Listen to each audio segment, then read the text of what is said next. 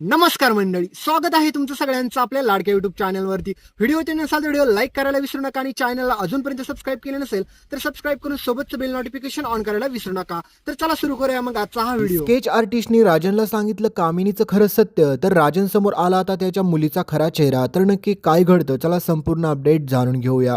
तर मित्रांनो, तुम्ही पाहिलंच की ज्या प्रकारे ह्या कामिनीने आणि रागिनीने मिळून राजनची जी कोणी मोठी मुलगी आहे तिला पूर्णपणे मारण्याचा प्रयत्न केला होता. पण दुर्दैवाने तुम्ही पाहिलंच की त्यामध्ये राजनची जी खरी मुलगी होती म्हणजेच आपली कमळी, तिचा खरा चेहरा यांच्यासमोर आला नव्हता. त्याच्यामुळे बिचाऱ्या कमळीला अजूनपर्यंत कोणतीच इजा झाली नाही. नाहीतर ह्या कामिनीच्या समोर जर आपल्या कमळीचा खरा चेहरा आला असता आणि तिला समजलं असतं की हीच राजनची मोठी मुलगी आहे, तर तिने कधीच आतापर्यंत आपल्या कमळीला मारून टाकलं असतं.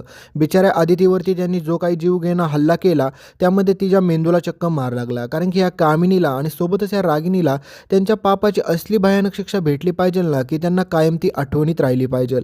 तर दुसरीकडे तुम्ही पाहिलंच की ज्या प्रकारे बिचाऱ्या कमळीला आणि आपल्या निंगीला कळालेलं असतं की ह्या मुलीला काहीतरी सांगायचं आहे, कारण की हा अपघात झालेला नाही तर हा कोणी ना कोणी घडवून आणलेला आहे. पण त्याच्यापेक्षा देखील भयानक गोष्ट ही घडते की ऋषी सर आता कमळी आणि निंगीला सांगतात की तुम्ही आता अभ्यासावरती फोकस करा. पण तुम्हाला माहितीच आहे आता मकर संक्रांतीचा सण आलेला आहे, त्याच्यामुळे सगळ्यात पहिल्यांदा माझ्याकडून तुम्हाला व तुमच्या परिवाराला मकर संक्रांतीच्या खूप खूप शुभेच्छा. आणि त्याच निमित्त मात्र आपली कमळी ठरवते की काही जरी झालं ना तरी आपण आपल्या कॉलेजमध्ये एक नवीन कार्यक्रम घेऊया. त्यावेळेस मात्र ऋषी सर म्हणतात की कॉलेजमध्ये मकर संक्रांतीचा कार्यक्रम नको नको कमळी, आता परीक्षा आल्यात, तू अभ्यास कर ना, तू कशाला असल्या नवीन इव्हेंटच्या मागे लागते. पण त्यावेळेस मात्र कमळी म्हणते की ऋषी सर आपण इथे नको कार्यक्रम करायला, आपण कोणत्या ना कोणत्या मराठी शाळेमध्ये जाऊया. कारण की आपल्या राज्यातील मराठी शाळा आता बंद व्हायला लागल्या, त्याच्यामुळे हा कार्यक्रम आपण मराठी शाळेमध्ये सेलिब्रेट करूया. पण त्यावेळेस मात्र आता कमळीची ही कल्पना ऐकून ऋषी सर देखील तयार होतात आणि म्हणतात की ठीक आहे आपण मराठी शाळेमध्ये जाऊया. पण आता कमळीला आणि ऋषी सरांना माहीतच नसतं की पुढे जे काय घडणार आहे हे त्यांच्या अंगाशी येणारी गोष्ट आहे. तर दुसरीकडे तुम्हाला माहितीच आहे की आपली पूर्ण आजी पूर्णपणे घाबरून गेलेली असते, कारण की तिला कधी अशी उत्सुकता लागलेली असते की मी माझ्या मोठ्या नातीला बघेल, याची तिला खूप उत्सुकता लागलेली असते. आणि ती राजनला सारखं म्हणत असते की स्केच आर्टिस्टला कॉल कर, त्याला इथे लवकरात लवकर बोलून घे, काही झालं तरी मला तो चेहरा पाहायचा आहे, कारण की मला काही ना काही गडबड वाटते. पण तुम्हाला माहितीच आहे की बिचारा राजन देखील तेवढाच उत्सुक असतो जेवढा आपली पूर्ण आजी असते. कारण की त्यांना वाटत असतं की काही जरी झालं ना, एकदा का ते चित्र आमच्या हातामध्ये लागलं ना, त्याच्यानंतर मी ह्या जगात कुठं जरी असेल ना माझी मोठी मुलगी, तिला मी शोधून काढेल, माझी काढेल, असं पूर्णपणे राजनला वाटत असतं. पण बिचारा राजनला माहीतच नाही की खरे शत्रू तर त्याच्याच घरामध्ये वाढत आहेत. कारण की राजनला वाटत असतं की जर मला माझी मोठी मुलगी भेटली तर सगळं कुटुंब खूप खुश होईल. पण त्याला माहीत नसतं की त्याच्या घरामध्ये अशी काही काही लोक आहेत की ते त्याला मारायला देखील मागे पुढे बघणार नाही, पण त्याच्याच पाठीमागे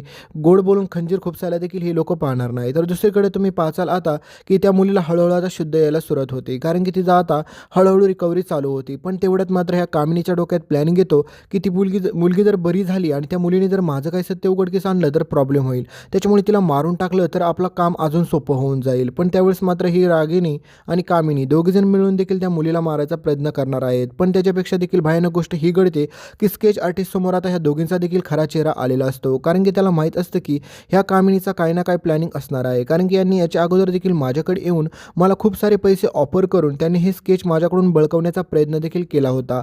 पण मी बरं झालं त्यावेळेस मी शहाणा झालो आणि यांना ते स्केच दिलं नाही, कारण की त्या बाईचा खराब चेहरा आता माझ्यासमोर आला आहे. आता मला लवकरात लवकर राजनला जाऊन हे सगळं सत्य सांगितलं पाहिजे. पण बिचाऱ्या स्केच आर्टिस्टला माहीत नसतं की ही कामिनी एवढी मास्टर माइंड आहे की तिने राजनच्या खऱ्या बायकोला मारण्याचा प्रयत्न केला होता, तर तो तर मामूली आदमी आहे. दुसरीकडे ऋषी सरांना आता पूर्णपणे टेन्शन आलेलं असतं. पण राधिकाला असं वाटत असतं की ऋषी सर कमळीला भेटायला गेलेत म्हणजे सगळं काही चांगलंच झालं असेल. त्यावेळेस मात्र राधिका ऋषी सरांना म्हणत असते की ऋषी सर सांगा मग काय झालं कमळीसोबत बोलणं. कमळी तुम्हाला आवडते ना, मला माहिती आहे, तुम्ही मी सांगेल तसंच करताय, त्याच्यामुळे आता लवकरात लवकर काय पण करूशी, पण मला काय माहीत नाही, तू लग्न करशील तर फक्त कमळीसोबतच. त्यावेळेस मात्र ऋषी म्हणतो की अगं वहिनी खूप भयानक अशी गोष्ट घडली. त्यावेळेस मात्र राधिका म्हणते की काय काय झालं, अशी काय गोष्ट घडली. त्यावेळेस मात्र आता ऋषी सांगतो की एका मुलीचा ॲक्सिडेंट झाला, ती आमच्या कॉलेजमध्ये आली होती आणि तो अपघात कमळी म्हणते की कोणीतरी घडवून आणला. तर त्यावेळेस मात्र आता राधिका देखील पूर्णपणे घाबरून गेलेली असते.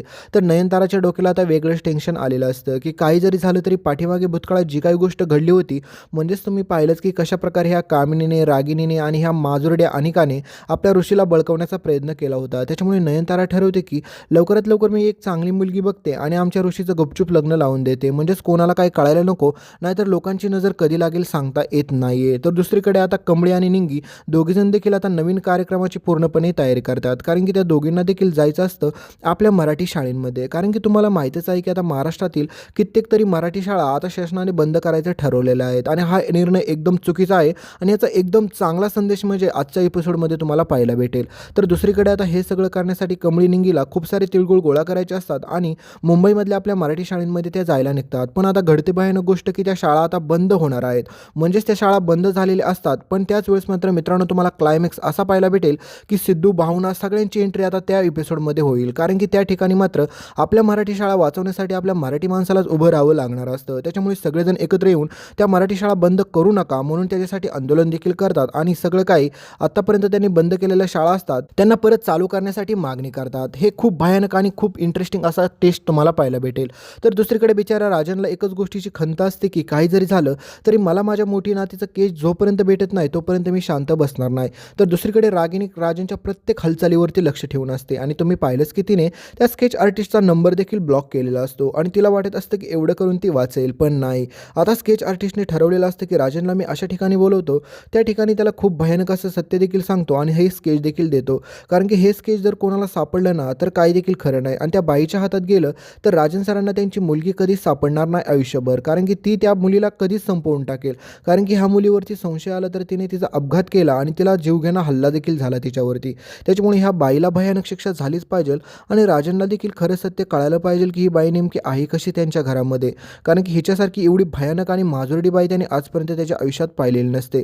तर दुसरीकडे आता कमळी निंगी ह्या सगळ्यांना देखील कळतं की मराठी शाळा वाचवण्यासाठी आपल्याला जे काय करता येईल ते सगळं करायचं. त्याच्यासाठी त्यांच्या मदतीला सिद्धू, भावना, आपली लक्ष्मी काकू हे सगळेजण येतात आणि ही सगळेजण आता चक्क मराठी शाळा वाचवण्यापासून खूप सारी मदत करतात. आणि मित्रांनो तुम्ही देखील मराठी शाळा वाचवण्यासाठी नक्कीच मदत केली पाहिजे. तर आता स्केच आर्टिस्ट मात्र आपल्या राजन सरांना भेटण्यासाठी चाललेला असतो. पण तेवढ्यात मात्र ही कामिनी त्याच्यावरती नजर ठेवून असते.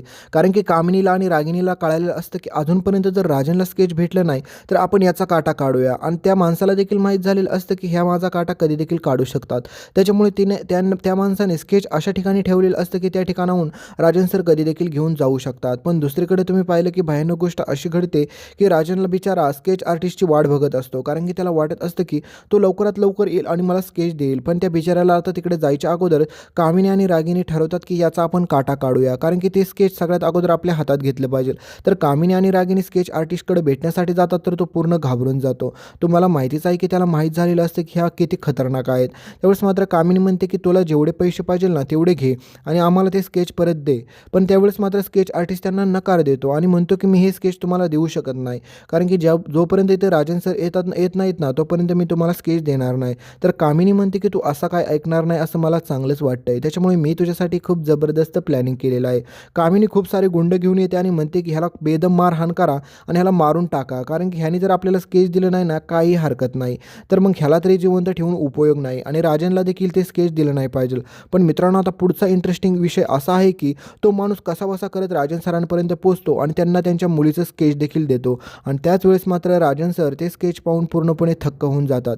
कारण की त्यांना विश्वास बसत नाही की कमळी त्यांची मोठी नात आहे म्हणून. त्यावेळेस मात्र हे सगळं पूर्णाजीला सांगणार असतात ते. पण त्याच्या अगोदर स्केच आर्टिस्ट जे काय सांगतो ते ऐकल्याच्या नंतर राजन सरांच्या पायाखालची जमीन सरकते. कारण की स्केच आर्टिस्ट सांगतो की तुमच्या घरातील कामिनी जी आहे ना तिने त्या मुलीला मारण्याचा प्रयत्न केला आणि तुमच्या मुलीला देखील ती मारण्याचा प्रयत्न करू शकते. पण त्यावेळेस मात्र आता राजन ठरवतो की मी माझ्या कमळीला काहीच होऊन देणार नाही. त्यासाठी मला काही जरी करावं लागले तर मी करणार. आता राजनसमोर तर कामिनीचा खरा चेहरा आलाय. त्याच्यामुळे ह्या माजुरड्या कामिनीला आणि सोबतच ह्या रागिनीला ह्या दोघींना देखील राजन कोणती शिक्षा देतो हे पाहणं रंजक ठरणार आहे. आणि तुम्हाला काय वाटतंय मित्रांनो ज्यावेळेस मात्र आता आपल्या कमळीची आणि राजन सरांची पूर्णाजीची भेट होईल त्यावेळेस मात्र काय घडेल यार. इतक्या दिवस एक बाप जर आपल्या मुलीची वाट पाहतोय आणि त्याची जर आता भेट झाली तर किती भारी वाटेल. कारण की कमळीला देखील तिच्या बापाची मायेची ऊब अजूनपर्यंत भेटली नव्हती ती आता भेटून जाईल. पण आता तुम्हाला माहितीच आहे की आपली सरू म्हणजेच आपली गौरी तिला अजूनपर्यंत माहीत नसतं की राजन सरांची आणि कमळीची भेट होईल का नाही. पण आता ह्यांची भेट झाल्याच्या नंतर आपल्या सरूची म्हणजेच आपल्या गौरीची देखील यांच्यासोबत भेट होईल. त्यावेळेस मात्र खूप इंटरेस्टिंग अशा गोष्टी पाहायला भेटतील. आणि मग त्यावेळेस मला पाहायचं आहे की कामिनी, रागिनी आणि अनिका ह्या कशा रस्त्यावरती भिका मागतात. कारण की ह्यांची लायकी जी आहे ना तेच ह्यांच्यासोबत घडलं पाहिजे. पण मित्रांनो मला तुमच्या सगळ्यांना एक प्रश्न विचारायचा आहे. कारण की मित्रांनो मला एक सांगा ज्या काय आता मराठी शाळा बंद करण्याचा निर्णय जो काही सरकारने घेतलेला आहे आणि इंग्रजी शाळा जास्तीत जास्त काढण्याचा प्रयत्न केलेला आहे तर तुम्हाला काय वाटते हा निर्णय किती पद्धतीने चुकीचा आहे. असं नाही केलं पाहिजे. आपली मराठी शाळा आपली मराठी भाषा ही कायमच आपल्यासाठी अभिमानाची गोष्ट आहे. तर तुमच्या सगळ्यांना माझ्याकडून मकर संक्रांतीच्या खूप खूप शुभेच्छा. तर याबाबत नक्की विचार करा आणि तुमची एक कमेंट नक्की करा, कारण की तुम्हाला काय वाटतंय त्याच्याबाबत मला एक कमेंट तरी नक्की करून सांगा. धन्यवाद.